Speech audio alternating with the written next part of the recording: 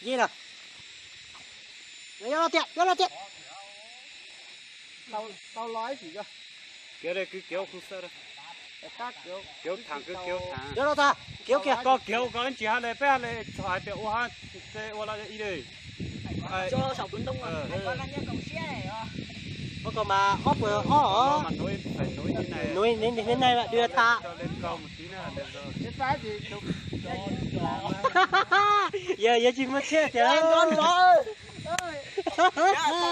Lầu bé lấy à. Ủa bé là bé lầu chỉ cho nó bảo thôi. Cho bé đi.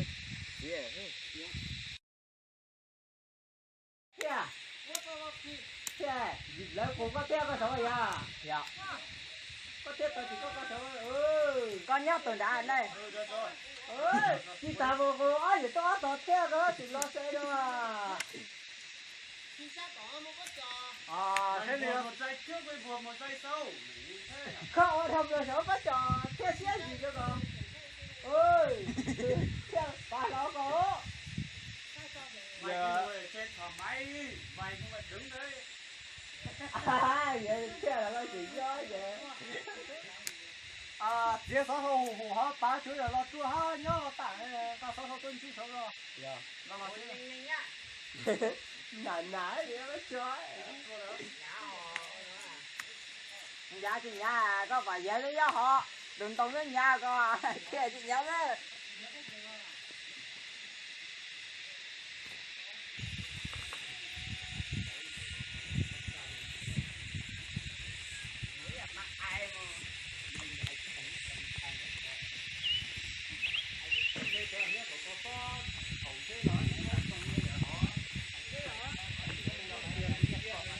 Thằng nào cũng hiển hết đâu nhá.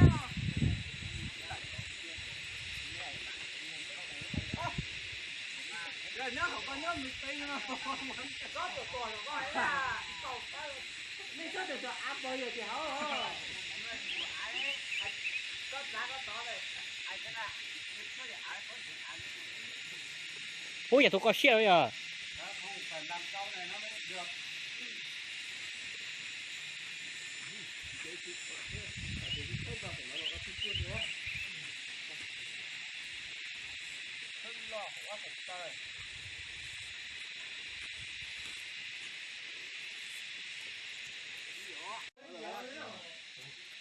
Đánh nhớ ta tìm vào. Mà chẳng phá quý cả rồi. Đánh giả tao rồi. Đánh giả tao này hai đây. Ôi giờ sống tu xây rồi xe nó này rồi. Chết la cái rồi nó chuột. Nó là chỉ ta khơi mất bao nhiêu tiếp đó thì nó ra.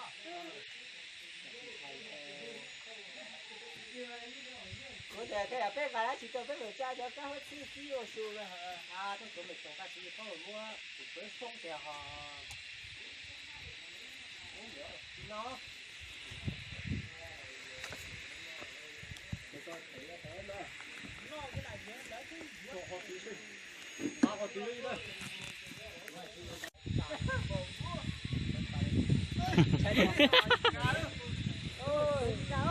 Nhung cả luôn.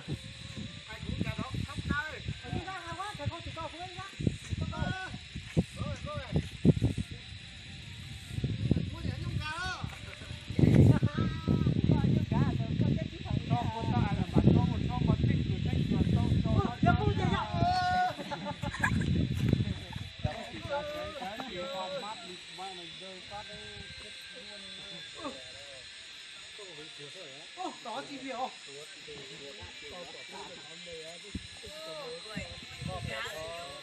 Thanh khí phong nhòi kia ý ăn được đi ra có anh chi là dây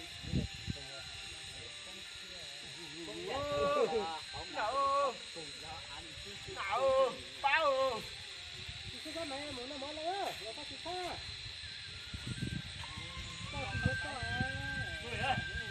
thật ta luôn. Ôi nhưng gạt tiệt tiệt ơi.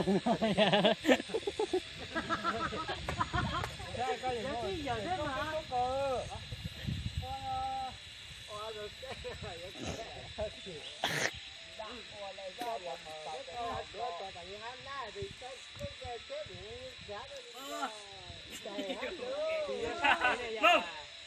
Đây Đâu bên bò.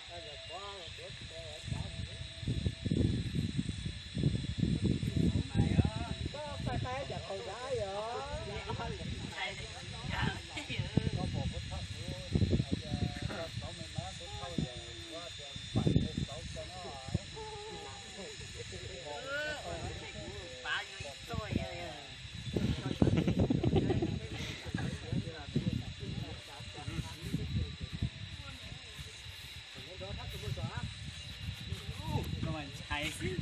Nó mới ra xa nó lại xưa.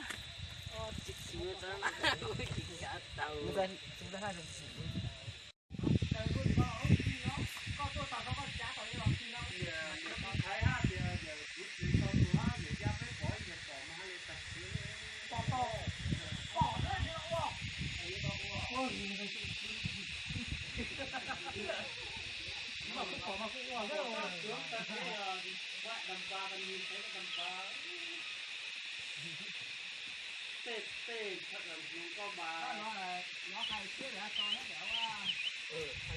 Tê nó có cái sực đó mà lấy hai nó đi cho cái sáu mà giá trị cũng có một mặt cái sáu thì thế đó bỏ đâu bỏ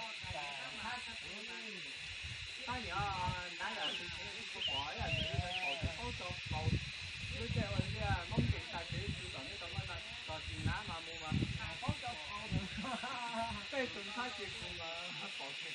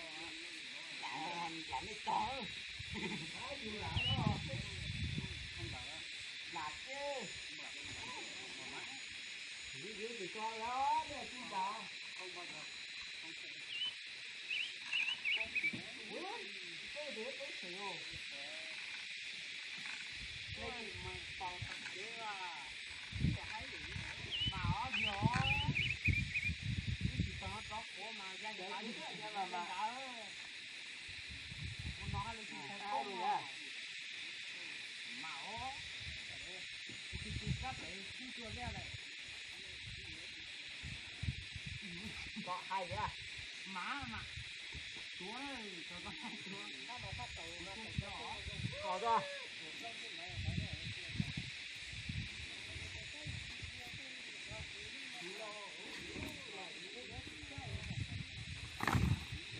các bạn cái chỉ nhọn họ ta thì có hạ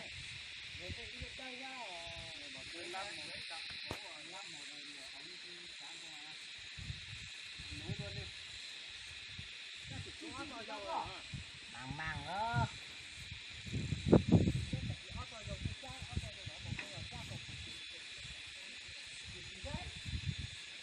hai đuối dài dài hay chim cà đó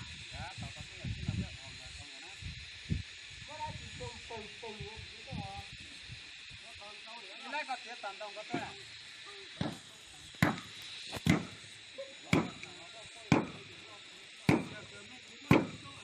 vợ chồng chồng to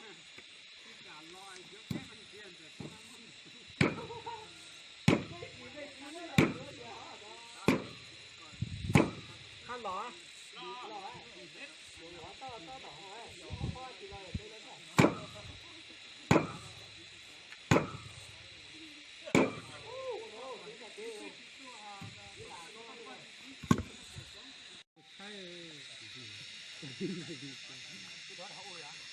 dầu no mà tiết ta đó.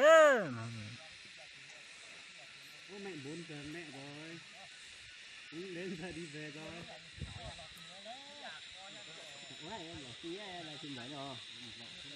Nó khó kỳ cầu có trà, nó khó trao này.